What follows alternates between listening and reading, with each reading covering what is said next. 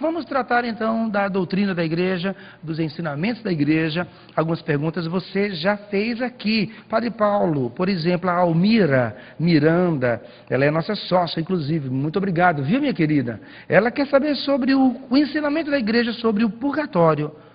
A pergunta dela é interessante. Ela quer saber como é que a igreja concluiu que existe o purgatório. Bom, veja, o que acontece é o seguinte: existem alguns sinais dessa realidade do purgatório já na Sagrada Escritura, não é? Em parábolas de Jesus, por exemplo, em que Jesus diz que a pessoa será jogada no cárcere e não sairá de lá até que não pague o último centavo. Existe uma outra passagem de São Paulo, na primeira carta aos Coríntios, capítulo 7, se não me engano, não é? Em que São Paulo fala, agora o capítulo, talvez eu esteja equivocado, mas São Paulo fala claramente de que a obra de cada um será provada no fogo, não é? Então, são realidades que estão lá na Sagrada Escritura, em primeiro lugar.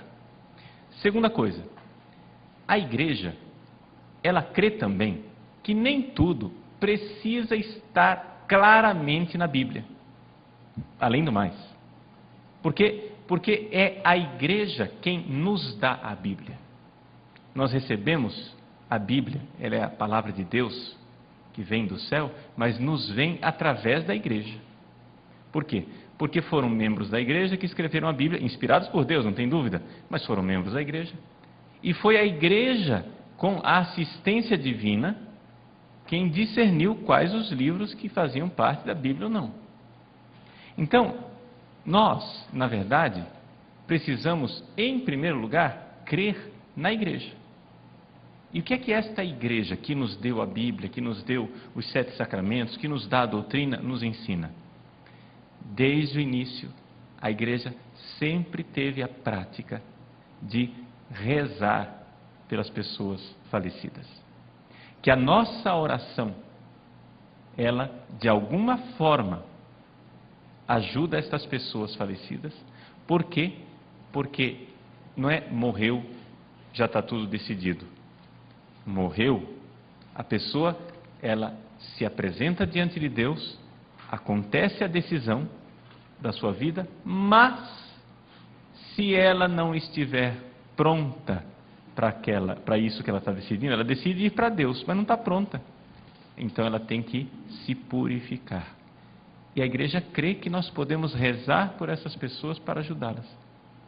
Então, vejam, nós temos o fundamento da Escritura, mas o fundamento maior é a fé da igreja. A igreja desde sempre teve esta prática de rezar pelas pessoas falecidas, e isso a gente tem documentação farta, não é? Você pode ir lá nas catacumbas cristãs, não é? Onde estavam os primeiros cristãos lá sepultados, e você vê pequenas orações escritas pelos defuntos, lá no túmulo dos cristãos. Quer dizer, antes de nós termos Bíblia clara, né? Quais são os livros da Bíblia? Não sei, mas a gente sepultava ali, e os cristãos faziam isso, rezavam, né?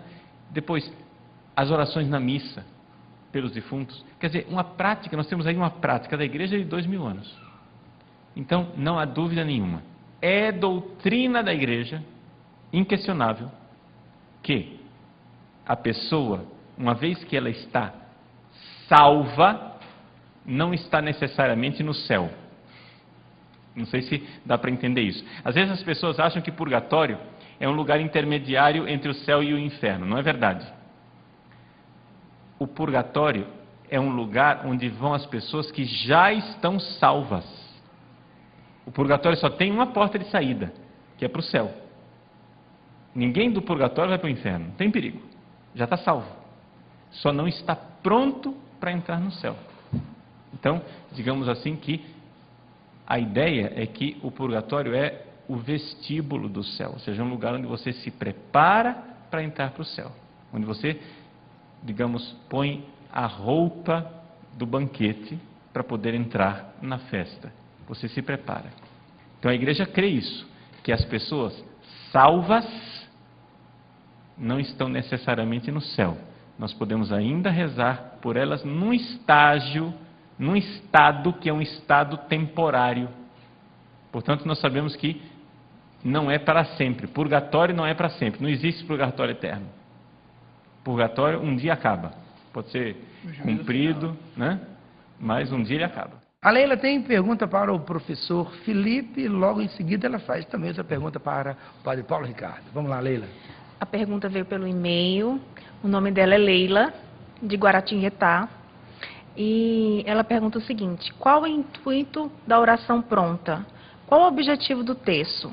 Não consigo entender o porquê de rezar o terço, já que é uma oração repetitiva e acaba se tornando automática conforme as Ave-Marias vão sendo rezadas. Não é melhor orar dialogando com Maria? Se posso conversar com a mãe, por que ficar repetindo uma oração pronta 50 vezes?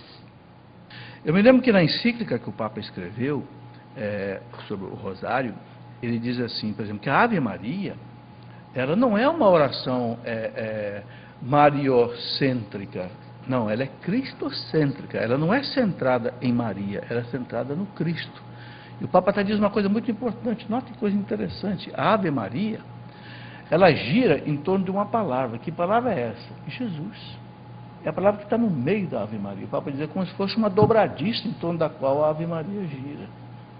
Ave Maria, cheia de graça, bendito o fruto do vosso ventre, Jesus, Santa Maria. Então, quem é glorificado em cada Ave Maria é Jesus, através da sua mãe, da glória que ele quis dar à sua mãe. Então, são 50 vezes, como você reza o glória, que dá glória à Santíssima Trindade, você mais de 50 vezes está glorificando Jesus, bendito fruto do vosso ventre.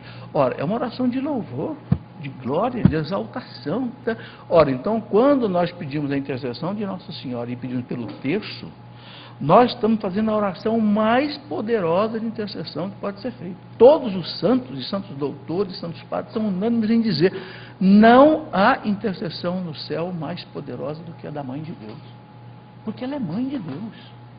E nós dizemos 50 vezes, Santa Maria, Mãe de Deus. Não tem ninguém mais importante para você invocar ao lado de Deus do que a Mãe dele.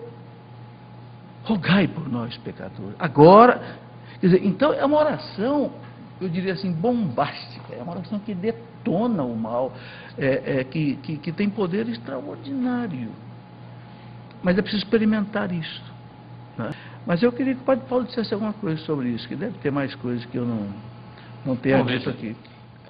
Eu acho que o principal para responder, né, essa pergunta da Leila é o seguinte: Leila, o problema maior é de atitude diante das coisas que a igreja propõe. O que é que eu vejo em você? Eu vejo uma pessoa de boa vontade que está procurando a verdade. Mas em questões de religião, a gente tem que procurar a verdade com uma atitude diferente de quando a gente, por exemplo, procura na ciência ou procura na filosofia. Quando você está procurando a verdade no campo científico, o que vale é o argumento, né? Ou seja, é evidente. Então, se você tem um bom argumento, você acredita na coisa. No campo da religião, a coisa é diferente. Pode ser que a sua cabeça não entenda muito a razão, mas por causa das pessoas que estão te dizendo aquilo, você lança as redes. É a atitude de São Pedro para Jesus. São Pedro tinha a racionalidade dele, ele era pescador, ele entendia daquele negócio, né? Disse: olha, Jesus, nós pescamos a noite inteira, não pegamos nada. Agora, por causa da tua palavra, eu vou jogar as redes. Por respeito a quem está falando. Não vai dar certo, mas eu vou jogar a rede. Jogou a rede e veio o peixe. Então, veja, eu vou confessar uma coisa para vocês. Eu, quando era mais novo, meio racionalista, né? Jovenzinho racionalista, eu também tinha uma certa birra com o terço, né? Eu dizia: não, pera lá, eu sou padre, espiritualidade litúrgica, né? Para mim é muito mais importante eu rezar a liturgia das horas, né? Eu estar com a liturgia da igreja, porque afinal das contas, o terço foi uma invenção recente, né? O terço é a invenção desse segundo milênio. Afinal, todo o primeiro milênio nós vivemos sem terço. Para que é que nós precisamos de terço? Aí foi que eu parei e vi que naquela minha atitude eu estava errado. Porque, veja, por exemplo, todas as aparições marianas, todas as aparições marianas mais recentes. Se tem uma tecla que Nossa Senhora insiste, como se fosse um sambinha de uma nota só, a tecla que Nossa Senhora insiste é a récita do Santo Rosário. Ora, Nossa Senhora falou, homens e mulheres muito mais santos e sábios do que eu obedeceram, deve ter alguma verdade aí que eu não estou enxergando. E foi isso que me dobrou.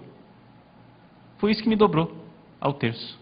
Não foi nenhum raciocínio, não foi nenhuma argumentação de chegar e dizer, o terço é importante porque... Não. O terço é importante porque estão me dizendo que é importante. Gente mais santo, mais sábio, mais inteligente do que eu, que está no céu, Nossa Senhora veio aqui dizer que isso agrada ao coração dela. Homens e mulheres santas se santificaram na escola do terço, então aí deve ter alguma coisa que eu, na minha limitação juvenil, não estou entendendo. Me dobrei. E uma vez que a gente começa a praticar, uma vez que a gente começa a recitar o texto, a gente descobre as razões que são razões do coração. Entende? Porque o terço, ele é também uma grande meditação dos mistérios de Cristo e da Virgem Maria. A Ave Maria, ela é uma música de fundo. Não é? Então, quando você recita, por exemplo, hoje, os mistérios dolorosos, não é? Você está lá e você faz uma meditação. Durante o espaço de 10 Ave Marias, Jesus que agoniza no Horto das Oliveiras, primeiro mistério. Então aquela Ave Maria, ela é como uma música de fundo, em que você tem diante dos seus olhos aquela realidade de Jesus que agoniza. A Virgem Maria ali com você, contemplando o mistério da salvação. O que é que está acontecendo ali? Eu não sei, nem eu entendo. Mas pela récita do Santo Terço, os céus e a terra estão se unindo. Nossa Senhora insistiu tanto, então isso é muito importante. E a gente obedece.